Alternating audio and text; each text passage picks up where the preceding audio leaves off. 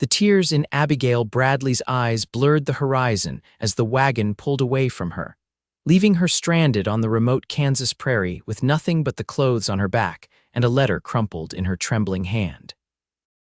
The man she'd traveled nearly 1,000 miles to marry had taken one look at her and declared her too plain, too small and altogether unsuitable, before ordering his ranch hands to leave her at the nearest settlement, a generous term for the handful of weathered buildings that constituted Cottonwood Springs in the summer of 1875. The dust from the departing wagon had barely settled when the skies darkened and the first drops of rain began to fall. Abigail clutched her threadbare shawl tighter around her shoulders, the bitter irony of her situation not lost on her. 23 years old, all her possessions sold to pay for a journey west as a mail-order bride, only to be rejected without so much as a night's shelter.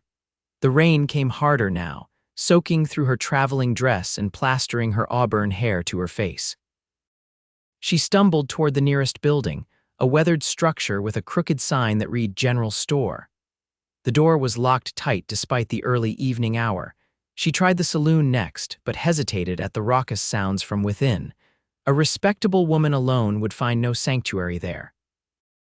Lightning cracked across the sky as Abigail huddled beneath the shallow overhang of what appeared to be the town's only church, closed and silent on this Tuesday evening. Her stomach growled painfully, reminding her she hadn't eaten since morning.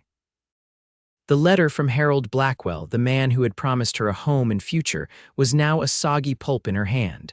She let it fall to the mud, watching as the rain dissolved the false promises inked upon it. "Madam, you all right there?" the deep voice startled her. Abigail looked up to see a tall figure on horseback, the brim of his hat shielding his face from the downpour. The man dismounted in one fluid motion, leading his horse beneath the church's modest shelter. "I'm perfectly fine, thank you," she replied automatically, her voice betraying her with a slight quaver.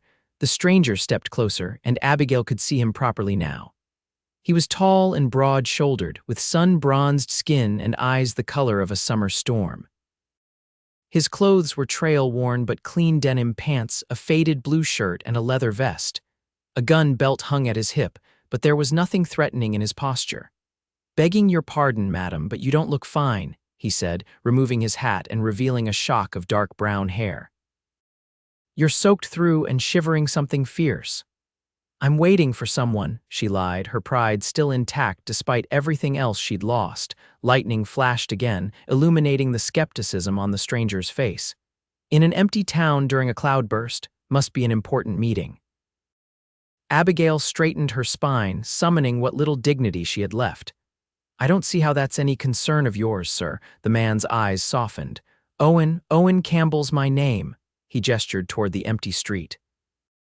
"And seeing as I know every soul in Cottonwood Springs, all 43 of them, I reckon whoever you're waiting for isn't coming." He paused. "Would I be right in guessing you're one of Blackwell's brides?"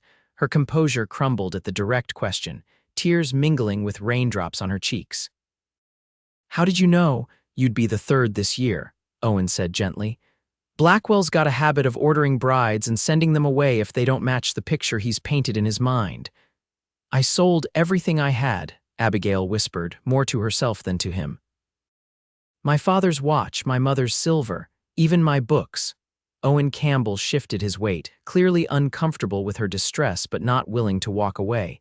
"You got family back east you can return to," Abigail shook her head. "My parents passed in a fever epidemic 2 years ago.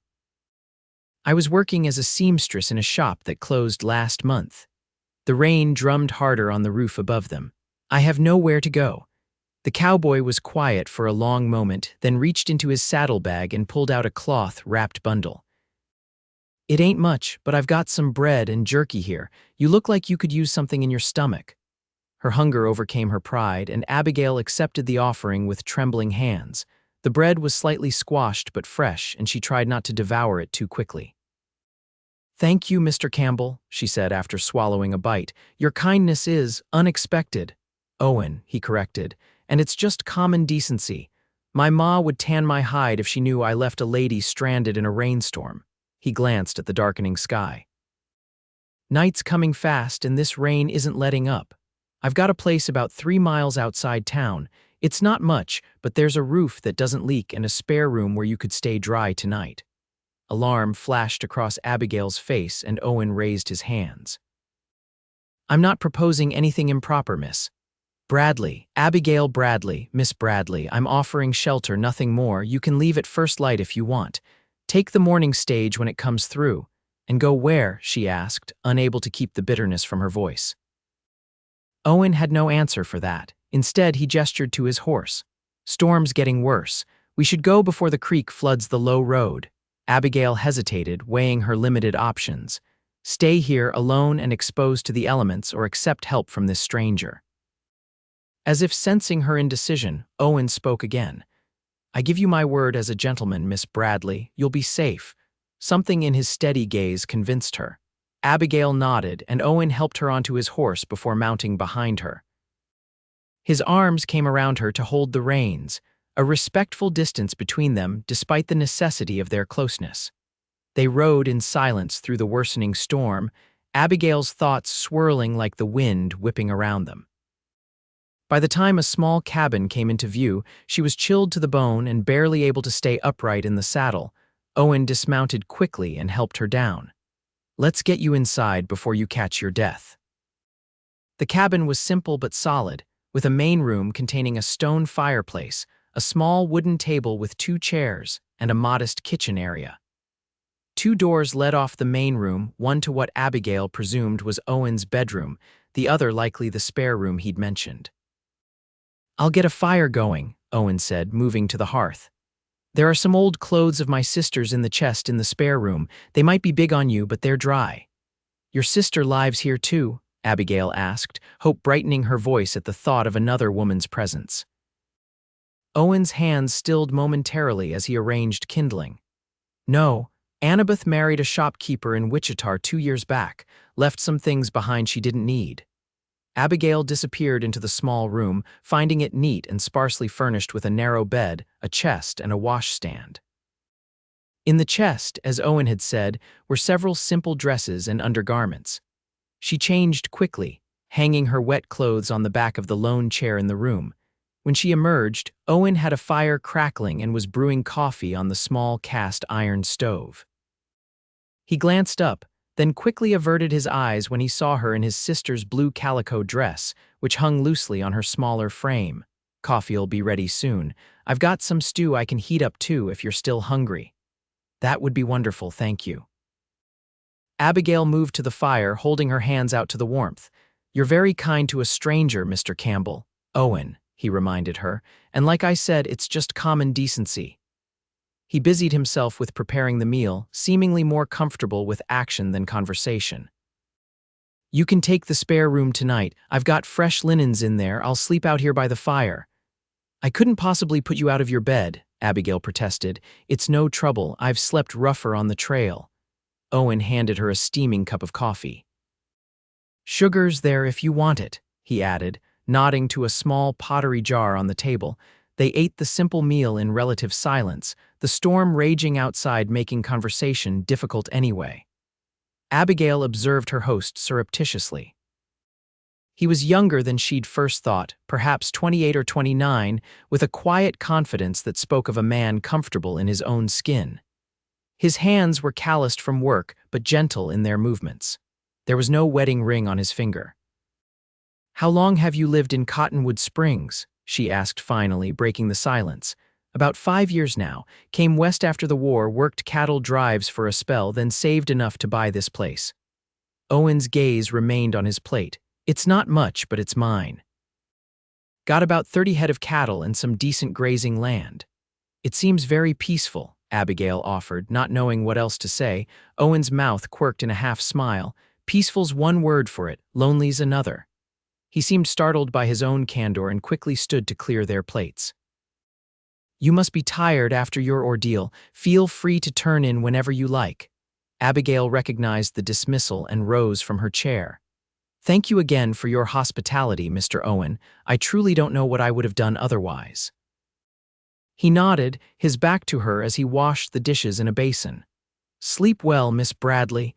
In the small bedroom, Abigail sat on the edge of the narrow bed and fought back tears.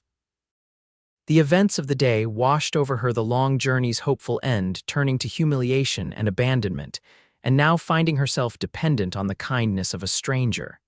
She had no money, no possessions, and no prospects. Tomorrow would bring no solutions that tonight didn't already offer.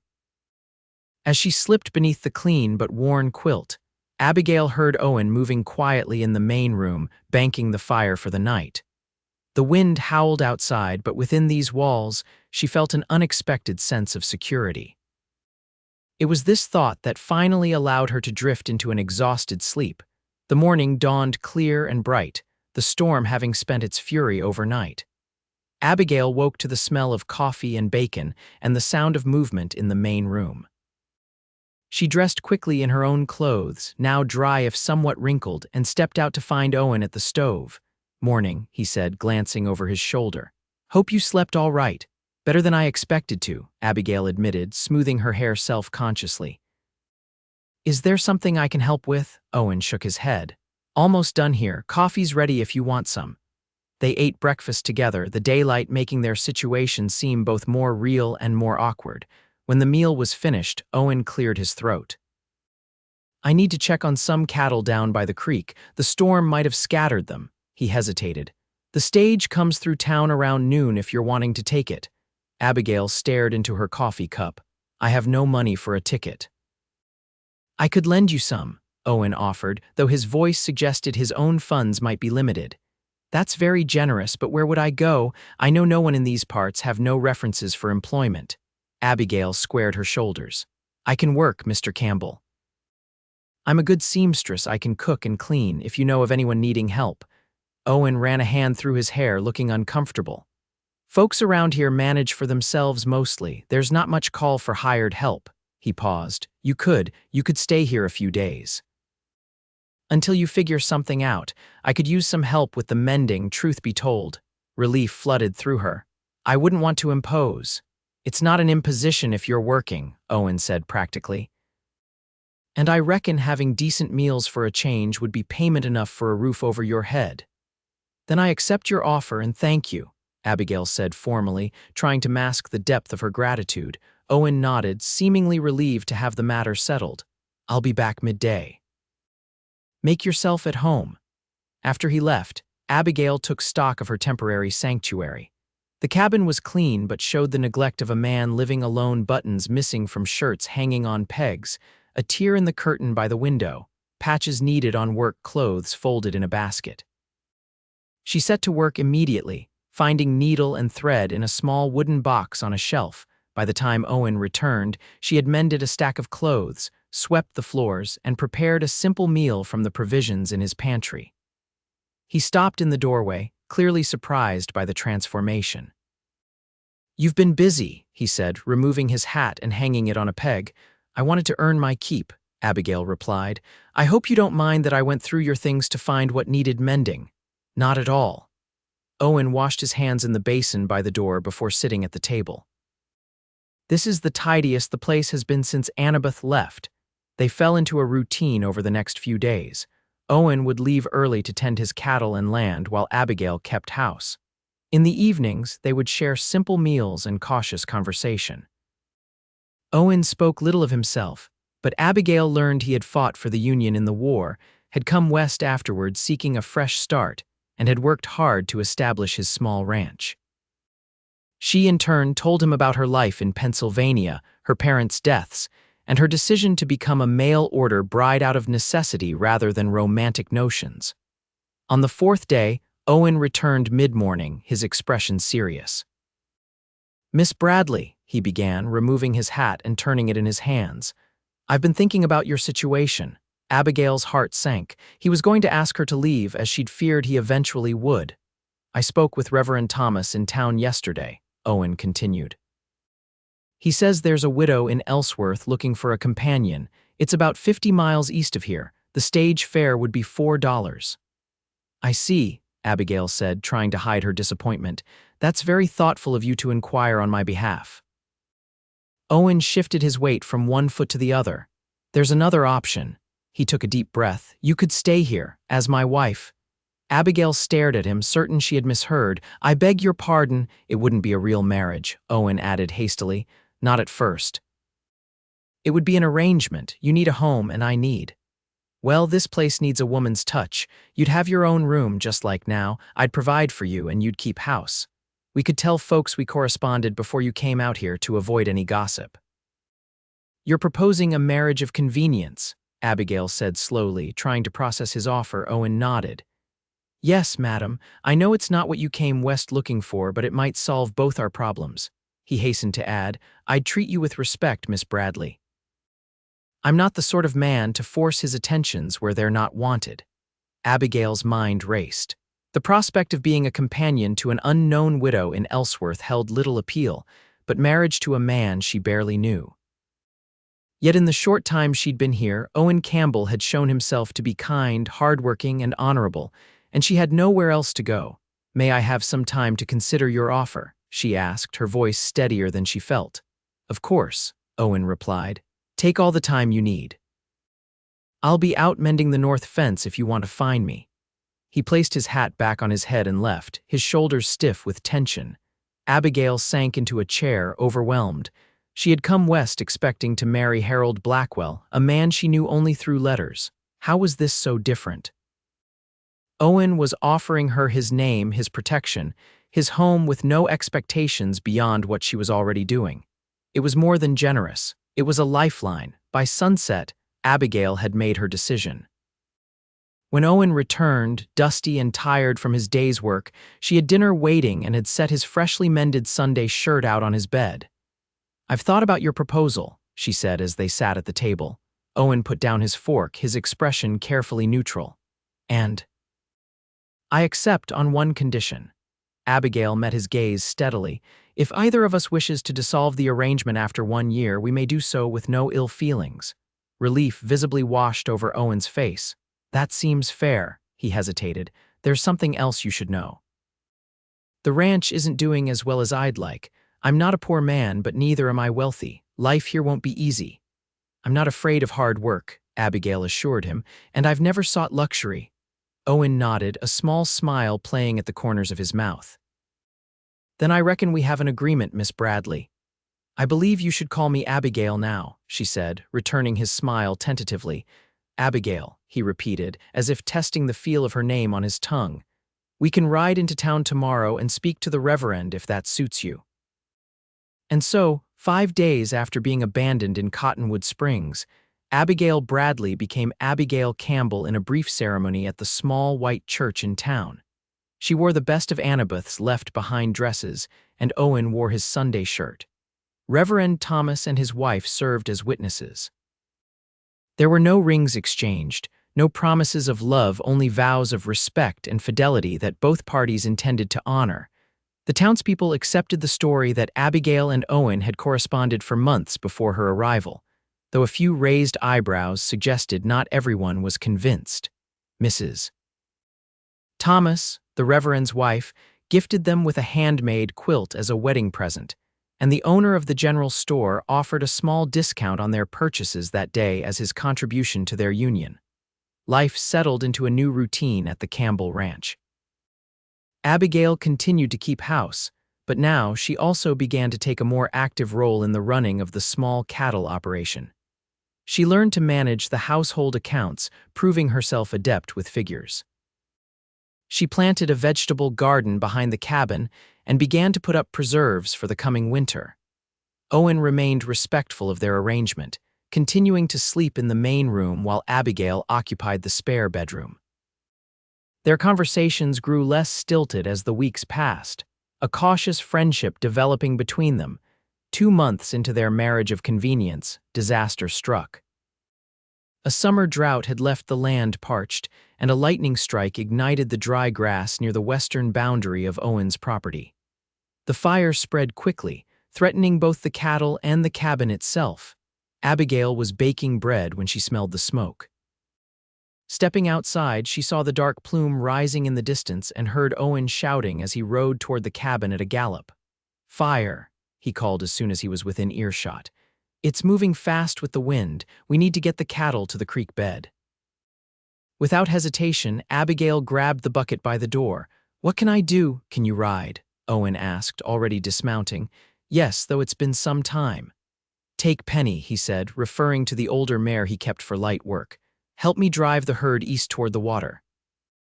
We need to get them moving before the fire cuts them off."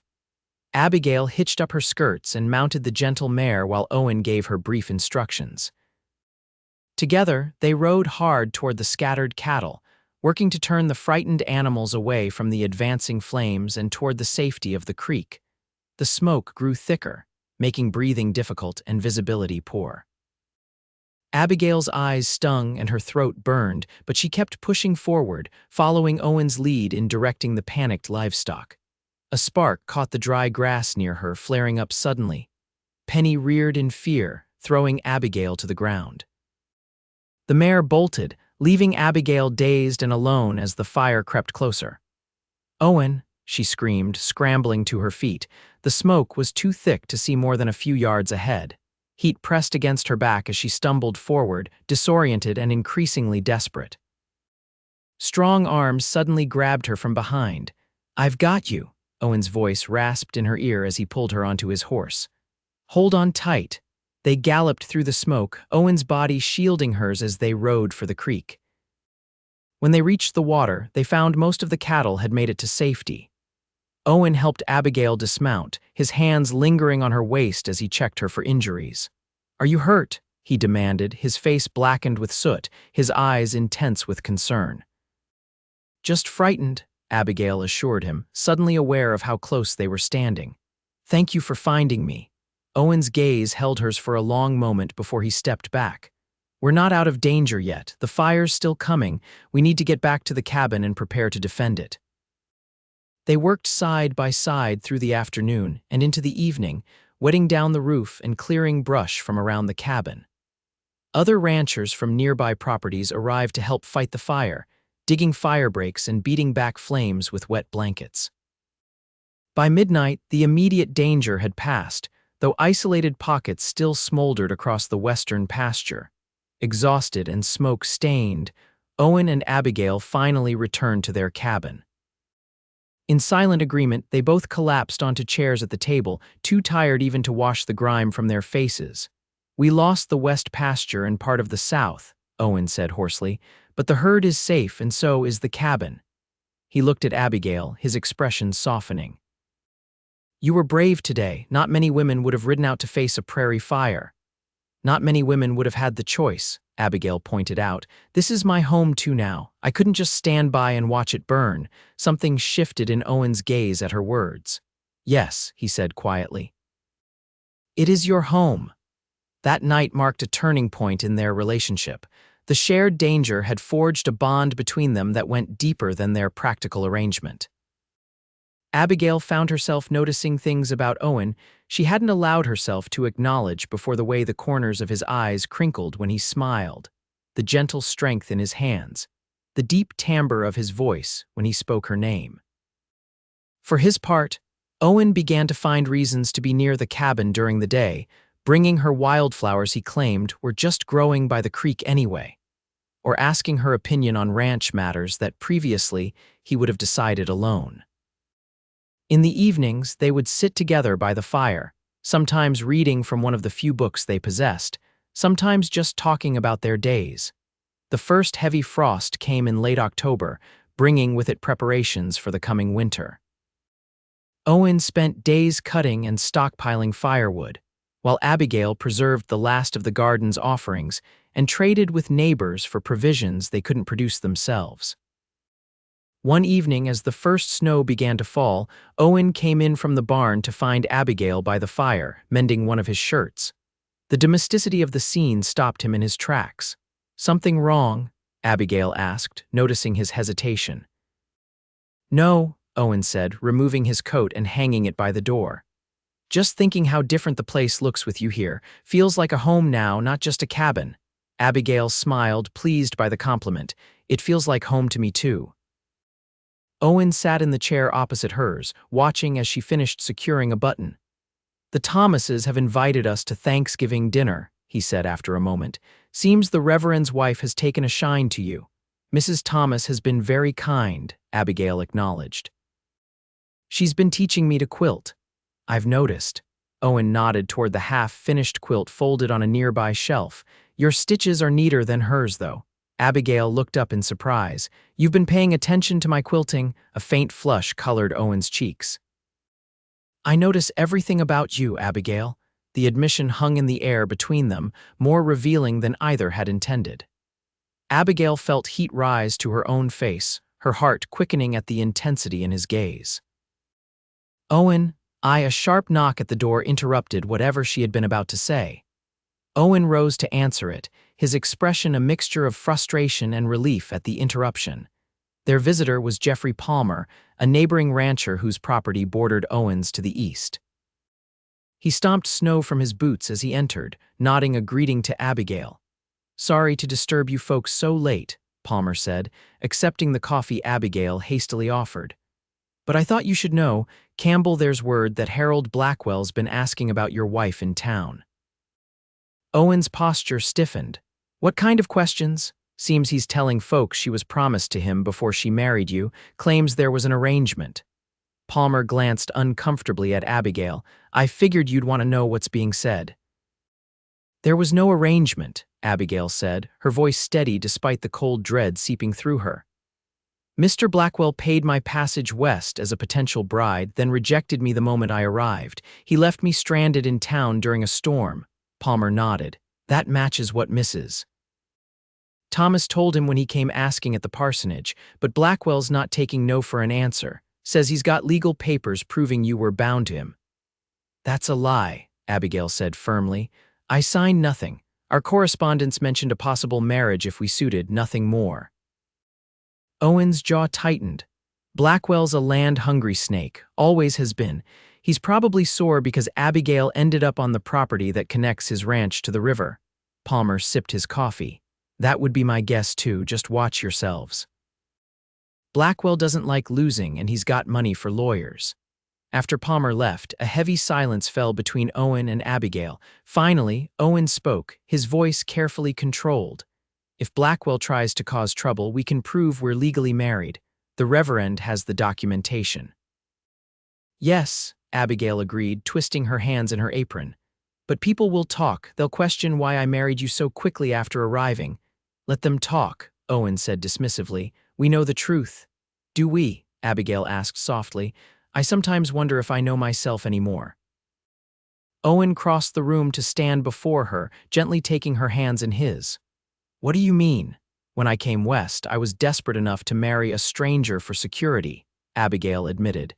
And then I did exactly that, just not the stranger I expected. She looked up at him, vulnerability clear in her eyes. But you're not a stranger anymore, Owen, and I find myself wondering if what began as an arrangement of necessity has become something else. Owen's hands tightened around hers. Abigail, he began, his voice rough with emotion. The moment was shattered by another knock at the door, more insistent this time.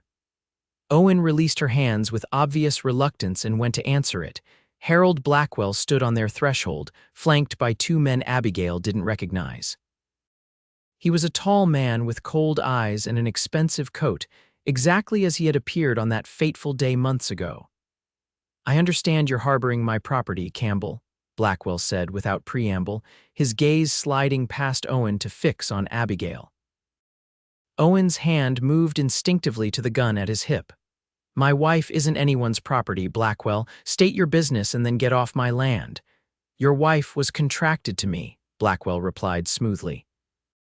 I have documentation proving I paid for her passage west with the understanding she would become my bride. He produced a folded paper from his coat pocket. This agreement, signed by Miss Bradley herself, states as much. That's not possible, Abigail said, moving to stand beside Owen. I signed no such agreement. Your signature says otherwise, Blackwell countered, unfolding the document, as does the testimony of the agent who arranged your transport. Owen took the paper, scanning it quickly before handing it to Abigail. This is dated 3 days after you arrived here, he pointed out, and that's not Abigail's signature. Abigail examined the forgery, anger replacing her initial fear. I was already living here when this was supposedly signed. I never returned to town alone, and I certainly never met with any agent. She looked directly at Blackwell. You're lying, sir, and poorly at that. Blackwell's expression hardened. I had hoped to resolve this amicably, but I see that won't be possible. He gestured to the men behind him. Mr. Reed here is the county sheriff, and Mr. Wilson is my attorney. I've filed a formal complaint alleging you, Campbell, coerced Miss Bradley into an illegal marriage while she was under contract to me. Sheriff Reed looked uncomfortable but stepped forward. I'm not here to take anyone in, just to deliver notice of the complaint. There'll be a hearing before the circuit judge next month when he comes through. Owen's voice remained steady, though Abigail could sense the anger radiating from him. We'll be there, Sheriff. And we'll bring proof of Blackwell's lies. After the unwelcome visitors departed, Owen paced the small cabin like a caged animal. Blackwell won't get away with this, he vowed. No judge would uphold a clearly forged document. Unless the judge is in Blackwell's pocket, Abigail said quietly. You said yourself he has money for lawyers. What if he's bought the court as well? Owen stopped pacing. Then we'll appeal, go to the territorial court if necessary.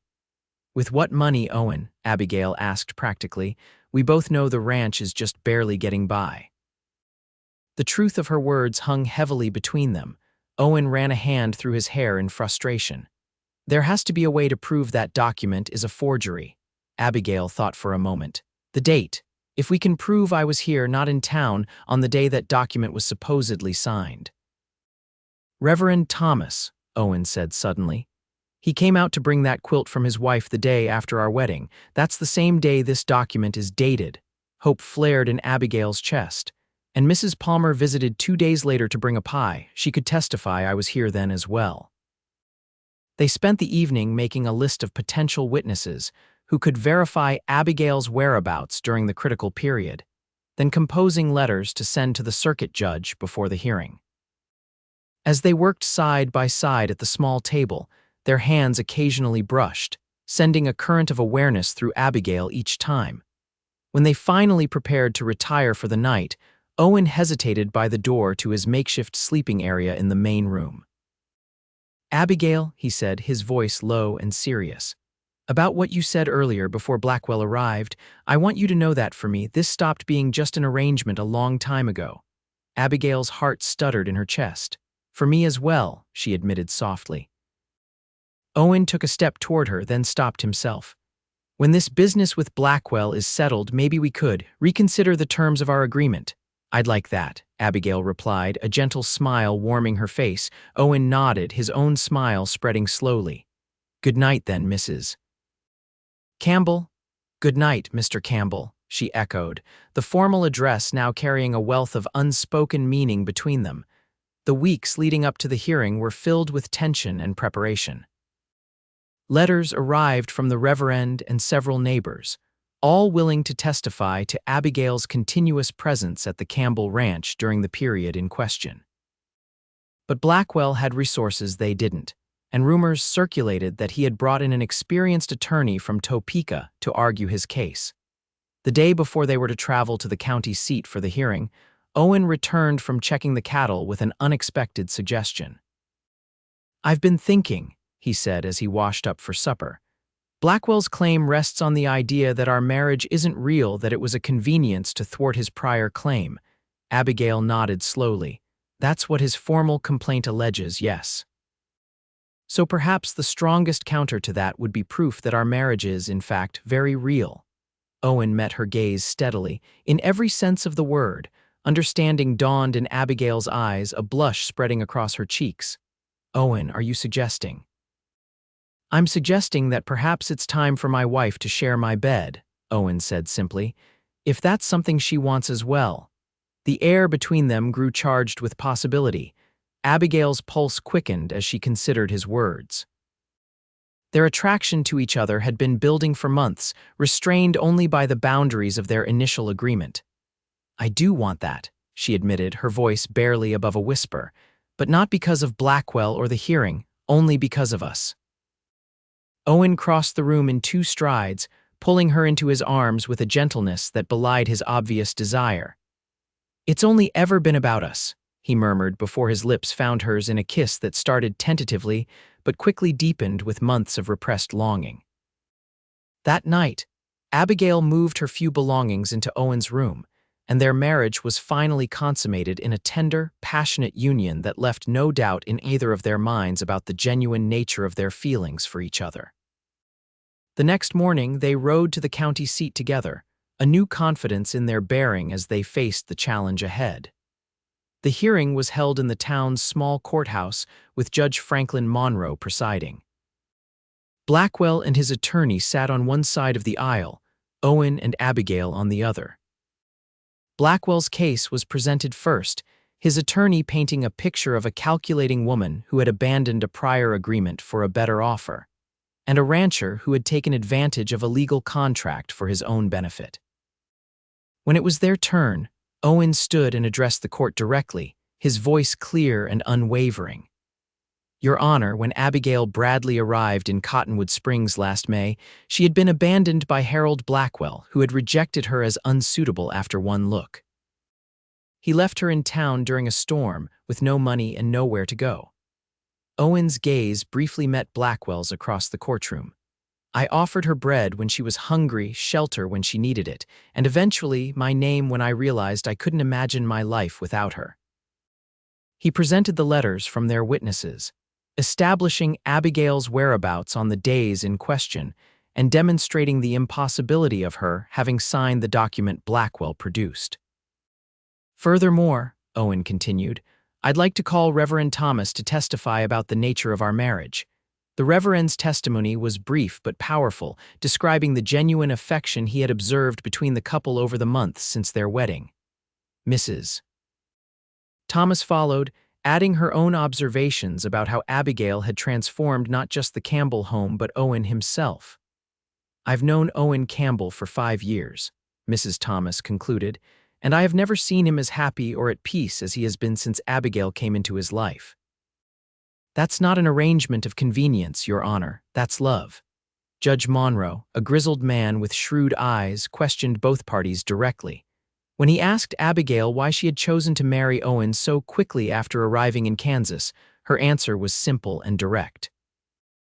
"Because he offered me kindness when I needed it most, respect when I felt worthless, and a home when I had nowhere else to go." She met the judge's gaze steadily. "And because even then I sensed he was a man I could grow to love, I was right." The judge took only a brief recess before delivering his ruling, dismissing Blackwell's complaint with barely concealed disgust for the obvious forgery and attempted manipulation of the court. He ordered Blackwell to pay court costs and issued a stern warning against any further harassment of the Campbells. Outside the courthouse, Owen lifted Abigail into his arms in a rare public display of affection, spinning her around as relief and joy washed over them both. "It's over," he said, setting her back on her feet but keeping his arms around her waist. "He can't touch us now." Abigail's smile was radiant. "No, he can't. Nothing can." As they rode home together, the setting sun painting the prairie gold around them, Owen reached across to take Abigail's hand. "I never properly asked you, you know," he said, his expression suddenly serious.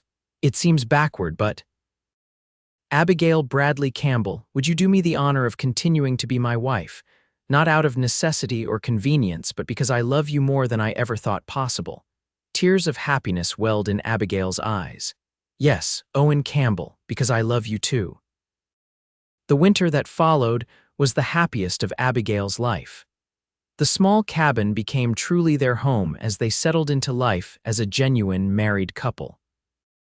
They celebrated Christmas with simple gifts they had crafted for each other: a carved wooden box from Owen for Abigail's sewing supplies, a hand-knitted scarf from Abigail for Owen's early morning rides. When spring arrived, bringing new calves and fresh growth to the land, it also brought news that Blackwell had sold his ranch and moved back east, defeated in his attempts to expand his holdings and broken by the public humiliation of the failed legal case. On their first wedding anniversary, Owen surprised Abigail with a proper gold band to replace the simple ribbon they had used in the ceremony. That evening, as they sat together on the porch watching the sunset, Abigail shared her own surprise she was expecting their first child. Owen's joy was boundless as he pulled her into his arms, his hand gently resting over the place where their child grew. "I never thought I could be this happy," he confessed. "When I found you in that storm, I was just trying to do the decent thing. I had no idea you would become my whole world. And I never imagined that being sent away with nothing but tears would lead me to everything I ever wanted," Abigail replied, leaning into his embrace. "Bread, shelter, your name, and your heart." In the years that followed, the Campbell Ranch prospered, expanding as they worked side by side to build their dream. Their family grew with the birth of a son they named James, after Owen's father, and later a daughter they called Elizabeth, after Abigail's mother. The small cabin was eventually replaced by a proper house, with rooms for their growing family, and even a dedicated sewing room where Abigail created quilts that became prized throughout the county.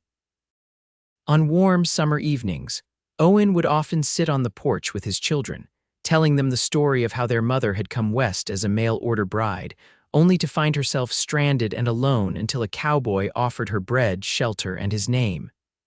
"And then what happened, Pa?" Little Elizabeth would ask, though she knew the story by heart. Owen would smile, his eyes finding Abigail's as she rocked in her chair nearby. "And then we fell in love, built this ranch together, and lived happily ever after." It wasn't always easy. There were droughts and blizzards, hard times and challenges, but through it all, Owen and Abigail faced life as true partners, their love deepening with each passing year. What had begun as an arrangement born of necessity had blossomed into a love strong enough to weather any storm the Kansas prairie could send their way. By their 10th anniversary, the Campbell Ranch was one of the most successful in the county, a testament to their hard work and shared vision. That evening, after the children were asleep, Owen and Abigail stood together under the vast Kansas sky, arms wrapped around each other as they gazed at the stars. "Do you ever regret it?" Owen asked softly. "Coming west, marrying me?" Abigail turned in his arms, cupping his face between her hands. "Never, not for a single moment." She smiled, the love of a decade shining in her eyes. "Being sent away with nothing turned out to be the greatest blessing of my life because it led me to you." Owen lowered his lips to hers in a kiss that held all the tenderness and passion of their years together, and the promise of many more to come. Above them, a shooting star streaked across the night sky, a fitting symbol for the unexpected journey that had brought them together and the bright future that still lay ahead. As Cottonwood Springs grew from a struggling settlement into a proper town, the Campbells became respected pillars of the community. Abigail started a small school in one room of their home before the town built a proper schoolhouse, passing on her love of books and learning to a new generation.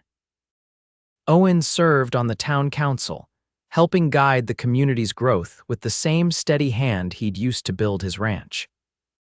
Their love story became something of a legend in those parts: the abandoned bride and the cowboy who had offered her not just shelter, but a life filled with love beyond anything either could have imagined. And on quiet nights, when the prairie wind whispered across the land they had nurtured together, they would sometimes remember those early days with wonder at how far they had come, and gratitude for the twist of fate that had brought them together. For in the end, what had begun with tears had blossomed into joy, and what had started as simple kindness had grown into a love strong enough to last a lifetime.